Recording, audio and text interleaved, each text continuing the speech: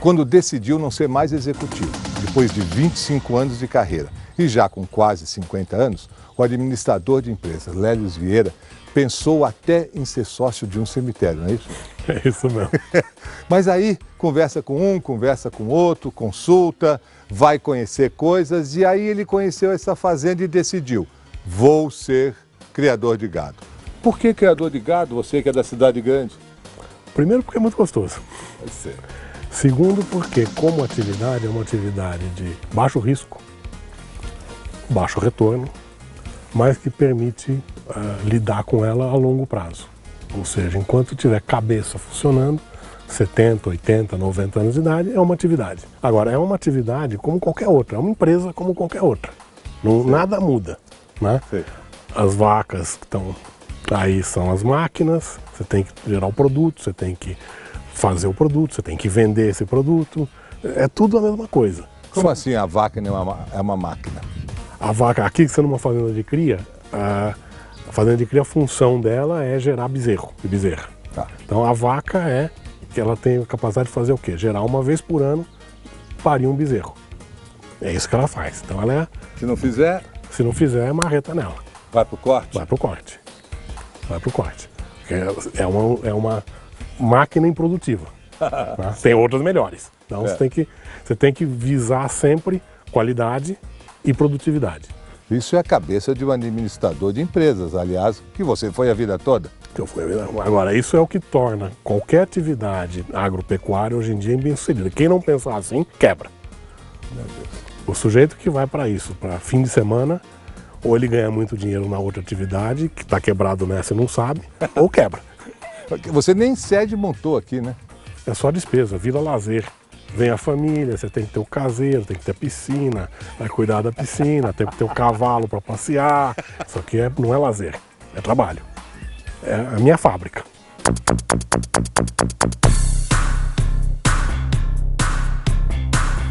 Tem um plano estratégico, teve uma análise estratégica, primeiro, o que é pecuária no Brasil, para onde vai, o que pode acontecer, o que é o Vale do Paraíba, a região onde a gente está.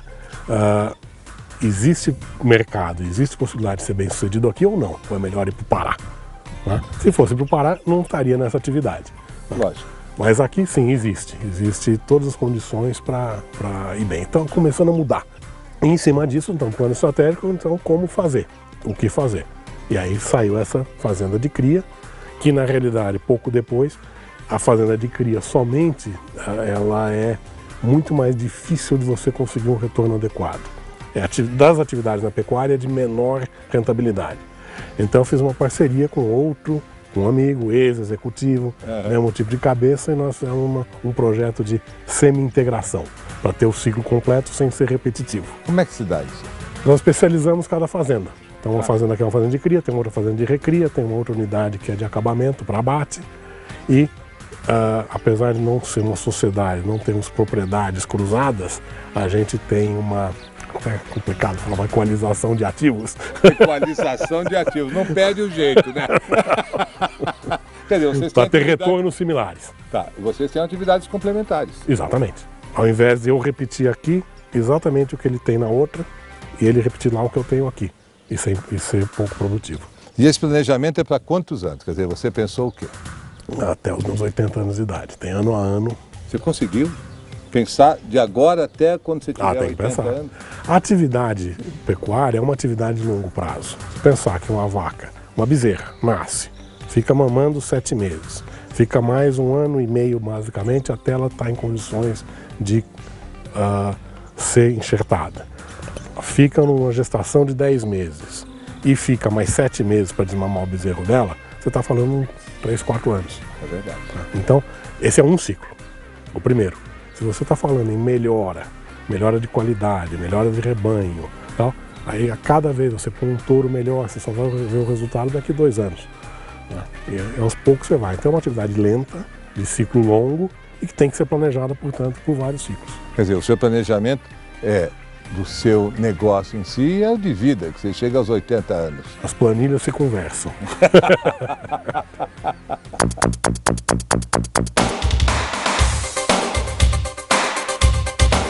Você estudou sobre isso para saber isso tudo? Eu, depois que comecei a me meter, depois de 1 ano e meio, eu vi que tinha que saber. Eu fui fazer uma pós-graduação de produção de ruminantes, que é basicamente fazer como produzir alimento para o animal e como fazer o animal aproveitar bem esse alimento. A curiosidade está aí, a vontade de aprender está aí, é só um novo negócio, nada mais. Há 4, 5 anos atrás, antes da fazenda, você não entendia nada de boi. Não tinha noção. Mas é o mesmo processo, é um processo.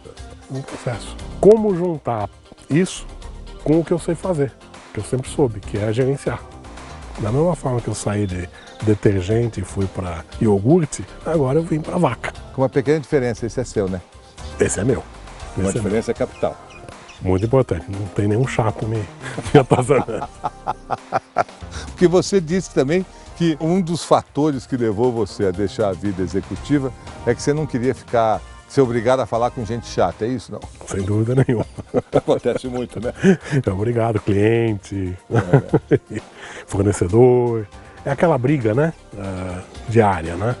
E que aqui, claro, você tem mecanismos aqui que tornam a coisa menos desgastante nessa relação. Então, tudo flui mais, é gente menos pretensiosa, talvez, né? Que não tem um projeto de crescer em cima de você. É um mundo muito competitivo. E com muita gente entrando, né, o tempo todo. E a carreira funilando. Certo. Então não tem jeito. Isso cria muita pressão, cria muito estresse, você acha? Eu não acho que a pressão seja por causa disso. A pressão, se você está envolvido no negócio, a pressão é do negócio. Você se autopressiona para ver o seu resultado, para ver o resultado do negócio. Então, não é porque... eu nunca fiquei, pelo menos, pensando, não, se eu não for bem, eu tô fora. Eu ficava pensando em como ir bem, mas não por não correr o risco de fora, porque era o que tinha que fazer. Estava sendo pago para aquilo, para ir bem. Quais são as regras de um bom executivo para ele dar certo? Eu acho que é primeiro conhecer profundamente o seu negócio. E segundo quais são as variáveis que afetam esse negócio e como manejá-las. Sem isso, não adianta ser carismático, não adianta ser líder, não adianta nada. Você não sabe o que quer ir, para onde você quer ir, nada dá certo. Quando você entra nisso, ou você faz direito, ou você vai para frente, ou você pôs para fora. Tem regras bem claras, né? Ninguém fala, né? Mas você vê. Por exemplo? Não, se a sua carreira não anda, né? Se você não tem uma performance para ser promovido, você não vai ficar parado. Tem gente vindo atrás, né? Então você tem que sair. De alguma forma, você sai ou você é saído. Não tem jeito. Acham que ele é importante, que ele tem poder, né? Se você achar que você tem, você está perdido. Você tem, temporariamente. Você não é poderoso, você está poderoso.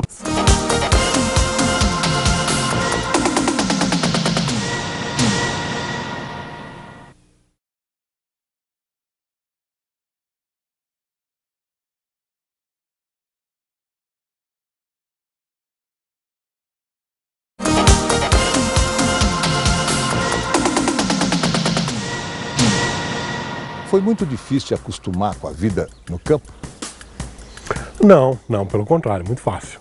Primeiro porque o tempo que eu estou na fazenda é uma delícia. É isso aqui que você está vendo, né? Você está num ambiente muito gostoso e tal. Eu não estou mexendo com os animais agora, mas se você vê, se lidar, fazer o animal... Você faz a lida com os animais? Eu ajudo. Olá, você fica aqui no meio da muvuca, é isso não? Ficar. Você coordena isso aqui? Não é nem coordenação, é mais ajudar nas coisas que dá para ajudar. Ele sabe o que fazer, né? Mas é facilitar no que der. Tem dias em que você tem, é dia de pesagem, é dia de vacinação, é dia de fazer exame de brucelose, tuberculose. Então é toda uma operação que passa todo o gado. Por isso a gente começa aqui às 7 horas da manhã e vai até às 10 da noite. E você, é verdadeira a expressão, para engordar o gado tem que ter o olho do dono? Olha, ajuda, viu? Porque você observa coisas. como em todo negócio, cada um observa de uma coisa diferente. Então o que a gente tem aqui, com o pessoal, com o César, com tudo mais, é trocar com os peões. Eles estão sempre falando e você está falando, você está trocando. Então aí funciona. Ah, aqui vai pesar. Vamos ver se você acerta o peso dela, vai. 400? 400? 413. 3% de erro, tá bom? Tá ótimo. E você vai a cavalo também? Faz aquelas coisas? Hoje muito menos. É. Infelizmente mudou o centro de gravidade. Então eu mandei passar uma máquina aí e vou com a picape, que é mais fácil. Mas a bota você já está usando, né? Ah, tem que usar. Você pisa, você não sabe aonde aqui. Tem muito onde pisar. Tem bastante. Cuidado aqui, né, para pisar.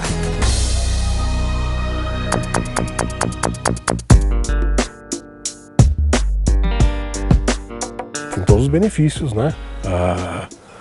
Mas que não são seus, né? Aquilo é remuneração. Na hora que te dão um carro, é salário a menos. O seu custo é todo calculado, né? Você pode ter um pacote de benefícios a negociar. Naquela época quase não se falava no Brasil, mas hoje se fala em opção de compra de ações, em receber ações para ganhar na valorização, tudo mais. É um pacote. Tudo isso faz parte do custo do executivo. Mas o executivo vai se iludindo um pouquinho. Ah, vai, porque né, ele abre as portas, acham que ele é importante, que ele tem poder, né? Se você achar que você tem, você está perdido. Você tem, temporariamente. Você não é aquilo. Você está cumprindo um papel. Todas essas coisas fazem parte de um papel. Você não é poderoso, você está poderoso. E aí na hora em que você perdeu a função, você perdeu o carro, que troca a cada 2 anos, você perdeu o plano médico, você perdeu a sala muito bonita, onde você recebe as pessoas. Se você não se planejou financeiramente, você perde tudo isso. Aí você entra na depressão. Não sou mais ninguém, você é. Se você consegue ser. E desde o primeiro dia, desde o começo do trabalho, sempre um cofrinho ali. Desde o início. E a carreira é um tempo indefinido. Pode durar 10 anos, 15 anos, 20 anos. E o tempo que você vai ganhar bem para poupar é indefinido também. Você não sabe. A empresa, eu fui vendido 2 vezes. A empresa que eu trabalhava foi vendida 2 vezes. Você não sabe se vai ficar ou se não vai. Haja estresse. Haja estresse. Você vê tanta gente se dando mal ao longo da sua vida profissional, gente boa, mas por N motivos não dá certo. Pode ser qualquer coisa. Que se você não começa a se preparar, você é um irresponsável com você mesmo. Né? Porque você vê, acontece. E vai se afunilando. Quantos presidentes tem? 1? Né? Não tem 5. Né?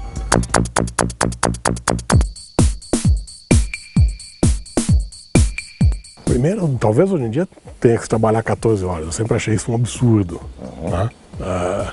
Você tem que ser produtivo no que você faz. Se você sabe definir prioridade, você sabe trabalhar, você consegue ter alguma coisa fora disso. Segundo, isso faz parte. A longo prazo, se você não percebe o ambiente em que você está, você não está gerenciando aquilo que é o mais importante, que é a sua vida. E se você não está gerenciando sua vida, uma hora você vai deixar de ser eficiente no que você está fazendo. Porque o problema pessoal vai te afetar, aí você cai. Você conhece casos? Presenciou, deve ter sabido de casos que isso acontece mesmo. Você vê de tudo, você vê de tudo. Você vê gente que fica ruim, internado, psiquiatra, porque é a perda do poder. O cara que se prende, se tranca na sala quando foi despedido e só sai depois de alguns dias, ninguém tira ele de lá. É pesado.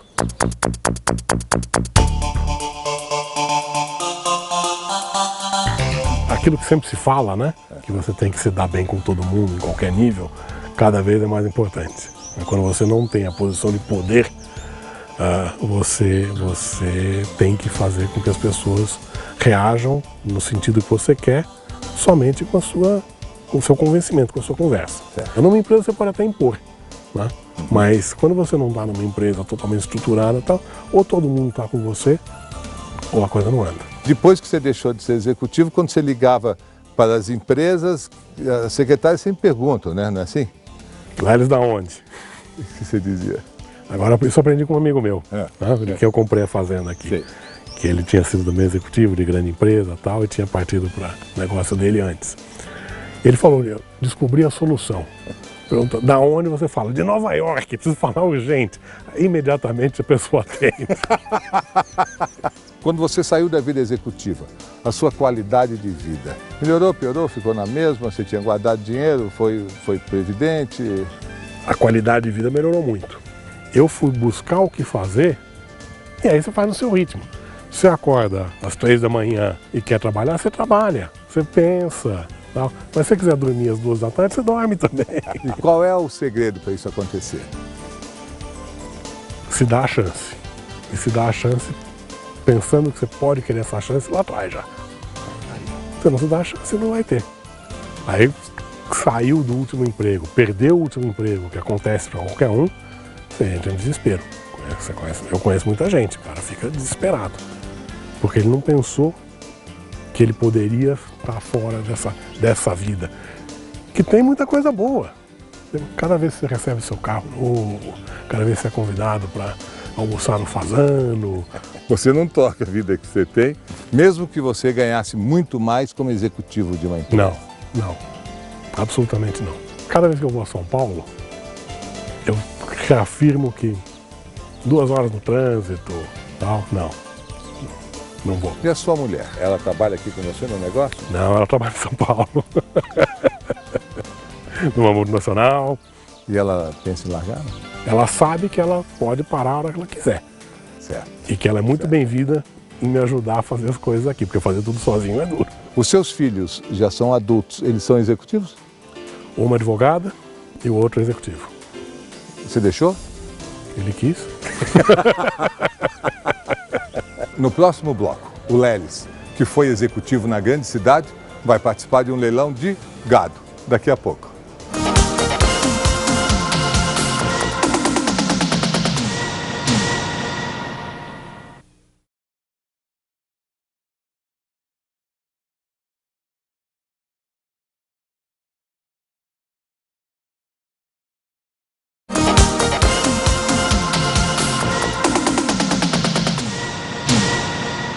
Esse povo todo que está olhando aqui para a gente, eles ficam olhando assim, são muito curiosos, não é isso? Esse vai para leilão hoje, não é isso? Eles estão saindo daqui a pouco para o leilão. Aí investe outra vez, é uma empresa. Uma parte fica aqui, as melhores ou as determinadas características ficam na fazenda para substituição daquelas que vão para corte, e outra parte é vendida. Macho é tudo vendido e uma parte das fêmeas são vendidas. De novo, a atividade pecuária tem ciclos. Né? Quando os preços caem muito, o pecuarista, para se sustentar, ele começa a abater a vaca. Na hora que ele abate a vaca, é o bezerro que não vai nascer. Então se reduz a quantidade de vacas disponíveis. Uma hora vai faltar bezerro para abastecer o mercado. Aí começa a subir de novo o preço. Aí começa o sujeito a segurar a matriz de novo. Você não pode pensar no curto prazo, você tem que pensar no longo prazo. O ciclo é parte do negócio. O preço baixo é parte do negócio e o preço alto é parte do negócio. Certo. Quando você coloca tudo isso a longo prazo, você tem anos de retorno mais baixo, anos de retorno mais alto. Gerencie seu negócio levando isso em consideração. E você vai ficar só com essa atividade ou vai ampliar o seu ramo de atividade? Não, só essa. Aqui já dá bastante trabalho. É, né? Eu não pensei que eu fosse ser tão feliz fazendo o que eu estou fazendo, que eu teria tanto prazer fazendo o que eu estou fazendo. Isso tudo é resultado de pequenos detalhes no dia a dia, né? E são milhares de detalhes, então isso é muito gostoso de ver, né? E ver que você está tendo sucesso. Não está entrando dinheiro ainda, mas é a garantia de que vai entrar na frente. Isso é gostoso. Bom, você se planejou para os próximos 25 anos, dá tempo de esperar um pouco, né? E corrigir o rumo se der errado.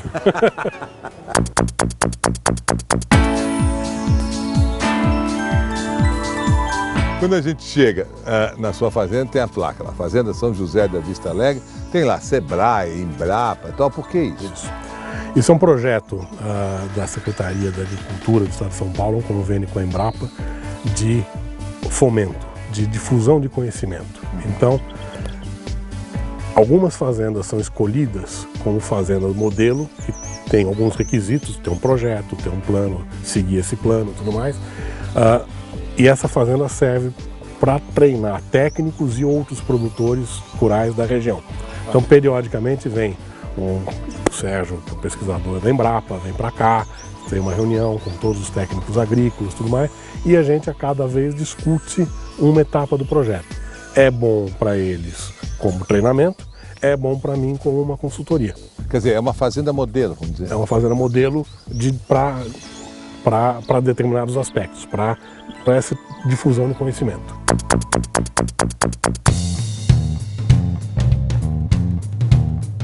O que é esse negócio amarelo novo? Isso aí é o brinco, cada uma tem uma identificação. É o nome dela. E o que está escrito ali na orelha? Um número. Tem um número, 606, 618. Bom, você falou nome. Mas o nome dela é o número. Mas se chamasse Margarida, você ia ficar com pena de vender, né? Não, mas tem umas aí que tem. Essa é uma das coisas, você tem que ter emoção zero. Emoção zero. Porque senão não dá. Tem a que é mais dócil, que vem, que pede um agrado, tal. Se você cair nessa, ela não vai parir. Isso corresponde o quê na vida de executivo? Essa emoção zero aqui. Quer dizer... é a mesma coisa que você tem que ter, né? É a mesma coisa. Só que você não está lidando com gente, então é mais fácil. Vocês dão nome para elas? Não. Por quê? De vez em quando apelido, mas não. Que apelido vocês costumam dar? Assim? De vez em quando eu acho uma mulher brava assim, põe o nome numa vaca. Quando é a Alessandra, Carnete, Maria. Aí ele põe o nome. Tá bom.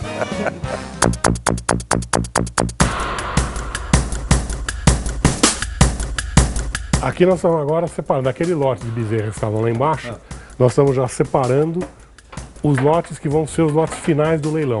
Tá. Então aqui são 2 lotes. E cada lote tem um número, que eu já pego antecipadamente, aí a gente consegue meio carimbar aqui. Quando chega lá, descarrega e já vai no caminhão separado, e lá descarrega e já vai reto cada uma para o seu curral. Esse daí é o lote 25. É uma dos animais do lote 25.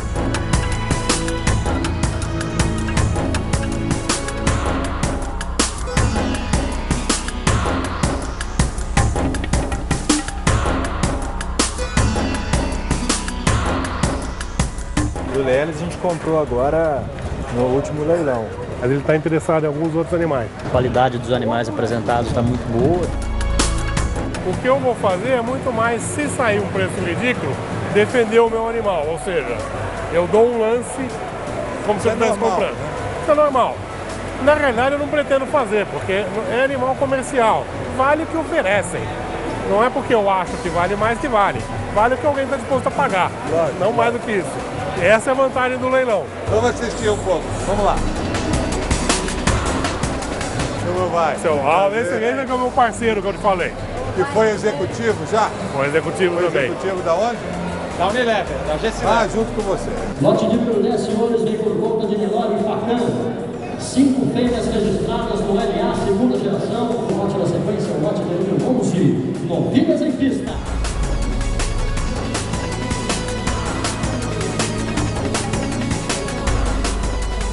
Antônio Cláudio Leles Vieira. Não, você fica na expectativa. Você vê esse lote agora vendeu por um preço baixo. Então cada leilão é uma coisa, você nunca sabe como vai ser. 6777 6777 67, Fazenda Santa Maria. Ruim, preço ruim. Você interferiu, não? Não, eu puxei o 65. Tá. Aí ele abriu o lance de 2, eu podia puxar 70 e ver. Mas vai. Lelis, eu quero agradecer muitíssimo sua gentileza em nos receber. São quase 12 horas, nós estamos com você para baixo, para cima. E desejar que você faça sempre bons negócios. Te agradeço, foi um enorme prazer. Apareça e leve um lote da próxima vez. Tá bom.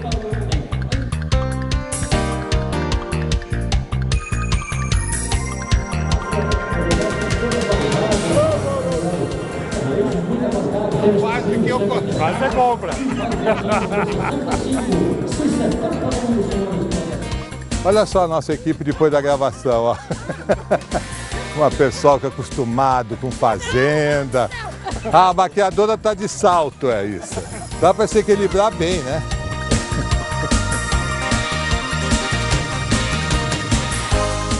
A vantagem é que eles não falam muito, né? Ah, mas se eles ficam bravos, eles dão uma chifrada. É mesmo?